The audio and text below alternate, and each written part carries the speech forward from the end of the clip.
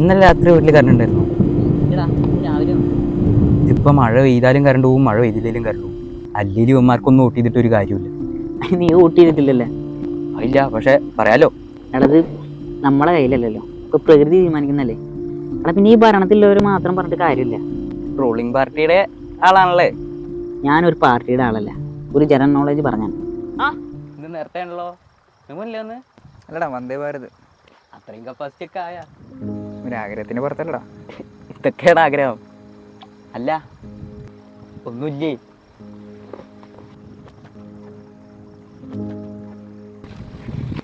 കുടിച്ചടാ. എന്നാ ശരിടാ.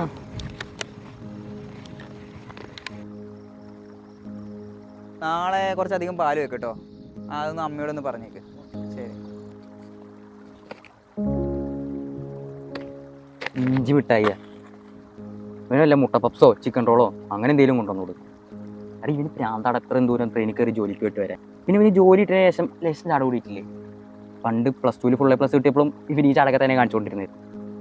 എടാ അവൻ്റെ വീട്ടിലെ അവസ്ഥ അങ്ങനെ കൊണ്ട് അവൻ പഠിച്ച് ജോലി വാങ്ങി, ഫുൾ A+ വാങ്ങി. നമ്മളിങ്ങനെ മാസ് കാട്ടി നടന്നു. എടാ ഈ +2 ഫുൾ A+ എന്തായിരിക്കുന്നത്? അവനിപ്പതാ ഇവിടെ വന്ന് നമ്മളെപ്പോലെ ഈ ചൂണ്ടൊക്കെ ഇട്ട് ചില്ല് ചെയ്ത് ഇരിക്കാൻ പറ്റുമോ? ഇല്ല. പിന്നെ ഈ പഠിത്തം ജോലി എന്നൊക്കെ പറഞ്ഞിട്ട് ലൈഫിൽ ഒരു എൻ്റർടൈൻമെൻ്റ് ഒന്നും ഇല്ലാതെ ജീവിതത്തിൽ എന്താ അർത്ഥമാണുള്ളത്? പുറത്തുനിന്ന് ഒരു ചായ എടുക്കണമെങ്കിൽ വീട്ടുകാർക്ക് കൈയ്യേറ്റേണ്ട അവസ്ഥയാണ്. അതിലെന്താ അർത്ഥമുള്ളത്? അറ്റ്ലീസ്റ്റ് അവന് ഇഞ്ചി മിഠായി നമുക്ക് വേണ്ടി വാങ്ങിക്കാം.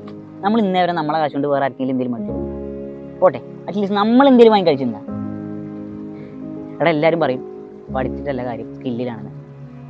എടാ ഈ സ്കില്ലില്ലാത്ത നമ്മളെ പോലത്തെ ആൾക്കാർ പഠിക്കന്നെ വേണം. ഇന്നലെ രാത്രി വല്ല മോട്ടിവേഷൻ സ്പീച്ചും കേട്ടാ? ജീവിതത്തിൽ ഇങ്ങനെ മുഞ്ചി തെറ്റിയിരിക്കുന്ന അവസ്ഥയിലേ ഒരു മോട്ടിവേഷൻ്റെയും കാര്യമില്ല. ഞാൻ IELTS ചേർന്നു പഠിക്കണോടാ. റോട്ടിലിറങ്ങി നടക്കുമ്പോഴേ ഓരോ ആൾക്കാരത്ത് കൈയ്യിട്ടാൻ വയ്യ. ഞാൻ ഇറങ്ങാണ്. ഇതിപ്പോ കൊടുത്തൂടാ. ഇതിൻ്റെ പകുതി ഡെഡിക്കേഷൻ നമ്മൾ കാണിച്ചിട്ടുണ്ടെങ്കിലല്ല